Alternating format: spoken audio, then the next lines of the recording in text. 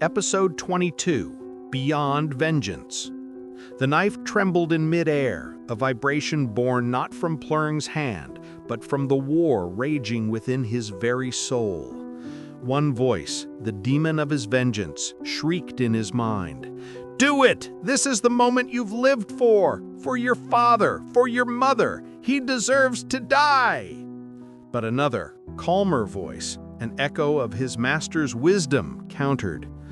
"Look at your reflection, Plung. You are becoming him. Is this what your parents would have wanted? To create a new monster to replace the old?" A torrent of memories flooded his mind. His mother's gentle smile, his father's strong back, and the tear-streaked face of Anjali, the woman who betrayed him, but also the woman who used her own life force to save him. The illusion of Kun Amnat, kneeling before him, twisted its lips into a sneer. "What are you waiting for, boy? Lost your nerve? You're just as pathetic as your father." That final insult was the trigger, but it didn't ignite his rage. Instead, it granted him absolute clarity. He realized in that instant that if he killed this illusion out of hatred, he would be letting Kun Amnat win. He would be allowing his enemy to define who he was for eternity. True strength wasn't about taking revenge. It was about choosing not to use the same methods. Arr! A final roar tore from Plung's throat, but it was not a cry of rage. It was a cry of release. He had made his choice. He didn't just lower the knife, he let it go. The spiritual weapon dissolved into the air. He looked down at the illusion of Kun Amnat, not with hatred anymore, but with a strange, cold pity. He said to him, "My debt of vengeance is not yours to grant me, and I will not become you to claim it." The moment he relinquished the hatred that had been his core identity for over a decade, the entire illusion screamed and dissolved into black smoke.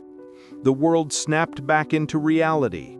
He was standing on the third stone step, which now blazed with a pure, brilliant white light, brighter than all the others. You have faced the demon within and have chosen not to become it. You have conquered not your enemy, but yourself. You are worthy. The three illuminated steps now formed a path leading to the very summit of the rock spire. There, in the heart of the swirling clouds, a dais of pure light materialized. Floating in its center was a perfect, clear sphere. It did not shine from its own light, but seemed to contain 1,000,000 swirling stars and miniature galaxies within it. The wishing crystal.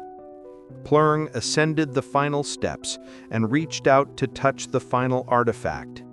The instant his fingers made contact, a profound sense of peace and clarity he had never known washed through him. The anger, the hatred, the pain, they weren't gone, but they were no longer his masters. For the first time in his life, he felt free from the chains of vengeance that had shackled him. The spiritual realm faded. He was back at the base of the cliff of the death god, holding the real wishing crystal, which felt strangely warm in his hands. Suddenly, the black clouds that had perpetually shrouded the cliff began to part, and a single brilliant ray of sunlight shone down, bathing him in its glow, a symbol of rebirth. The old Plung was dead. The boy driven by revenge, the heartless hunter, was gone. In his place stood a man who understood the true nature of power.